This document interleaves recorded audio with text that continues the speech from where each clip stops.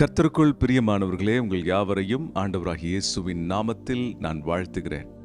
ஆண்டவராகிய இயேசு இந்த பூமிக்கு வந்து ஒவ்வொரு மனுஷனுடைய பாவத்திற்காக, சாபத்திற்காக, ஒவ்வொரு மனுஷனுடைய பரிகாரத்திற்காக, தரித்திரம் நீங்குவதற்காக, நோய்கள் சுமக்கப்படுவதற்காக தன்னையே சிலுவையில் ஒப்புக் கொடுத்தார்.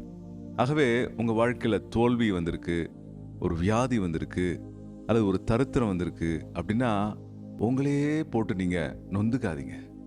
என்னால தான் இது வந்துச்சு, என் மேல உள்ள சாபத்தினால வந்துச்சு, என் குடும்பத்து மேல உள்ள சாபம் இதனால வந்துச்சு, அந்த பிரச்சனையால வந்துச்சுன்னு சொல்லி உங்களையே நீங்கள் வருத்தப்படுத்திக் கொள்ளாதீங்க.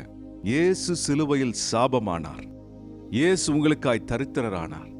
இயேசு உங்கள் பாவங்களை சுமந்தார். அவர் உயிர்த்தெழுந்தபடியினால் உங்கள் வாழ்க்கை உயிர்த்தெழுந்து செழிக்கத்தான் வேண்டும்.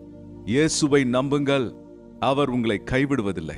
இயேசுவை விசுவாசியுங்கள், அவருடைய உயிர்த்தெழுதலை உங்கள் மனதில பாருங்க. உங்க வாழ்க்கை எழும்புவதை நீங்க பார்ப்பீங்க. ஒரு சாபமும் உங்களை தடை செய்யாது. ஒரு பிசாசின் போராட்டம் உங்களை மட்டுப்படுத்தாது. கர்த்தரை விசுவாசிக்கிறவன் பதறுவதில்லை. நம்பி பாருங்க. தோல்விகளும் சாபங்களும் தரித்திரங்களும் முடிய பண்ணுகிற அவருடைய கரத்தை நீங்கள் வெளிப்பட பார்க்க தான் போறீங்க. கர்த்தர் உங்களை ஆசீர்வதிப்பாராக. ஆமென்.